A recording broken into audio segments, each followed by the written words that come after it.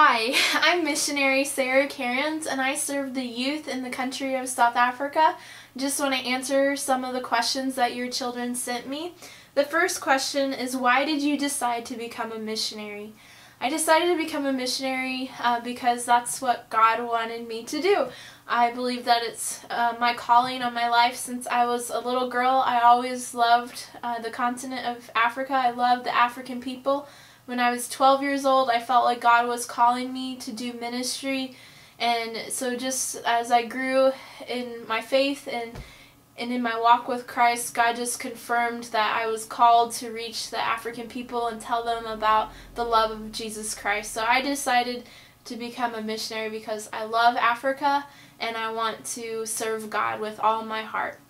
And then secondly, what do you do on a regular day? Well, each day in Africa is a little different. Sometimes on Saturdays I will do youth leadership trainings where I have to travel a long ways. Sundays are spent at church, which I love African church, but it's usually the whole day of traveling and attending church. And then Monday through Friday always is different. Sometimes there may be youth camps going on or different youth events. Or if there's not an event going on, I'll be preparing for the upcoming weekend ministry. And I also have different projects that I'll be working on. Like I developed a Train the Trainer program, and we also want to develop a book about purity for the African culture. Then the next question that you asked is, do you have any special projects you are working on? The biggest project that we'll be working on when I return to South Africa at the end of this year, in the beginning of 2014, we'll be developing university ministry like Chi Alpha is in America. So we'll be training churches and local pastors how to reach the university campuses that are near their churches. Then the next question you have is, do you have parks?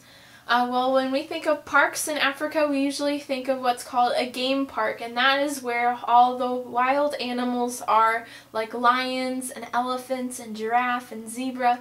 They put them in game parks where you can actually drive in and go see the animals, because it's not like a zoo where they're in cages. They are wild, so they can roam free, and then you can drive around, but you are not supposed to get out of your car or roll down your windows because there are lions there, and the lions are wild and they could eat you, so you have to be careful when you're in the game parks, but it's a lot of fun to get to see the animals.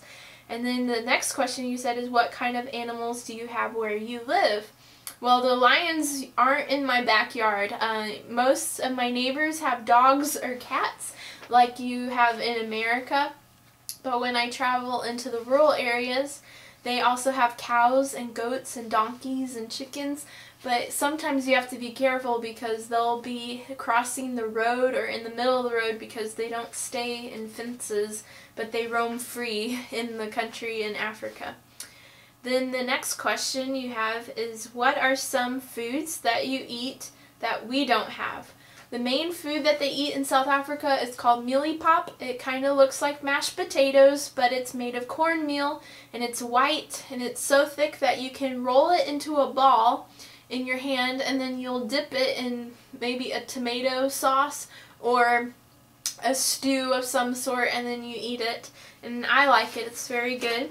Then the last question you have is, if you have museums, what do you have in them? One of the museums I was able to visit was called the Nelson Mandela Museum, and it's a history museum about the first black president in South Africa, and so it has things about his life. Then the last thing I just wanted to share with you is to just say thank you for all your support, and thank you for praying for me.